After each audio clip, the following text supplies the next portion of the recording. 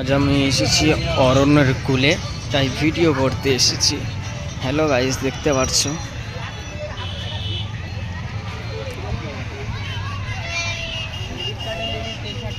খুব ভালো, দারুণ লাগছে। অ্যাকচুয়ালি দারুণ ভালো লাগছে, খুব সুন্দর ক্যাপ করেছে।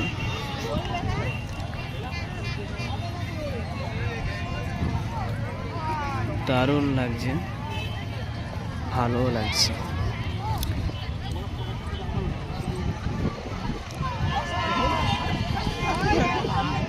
আরো দূরে চললাম।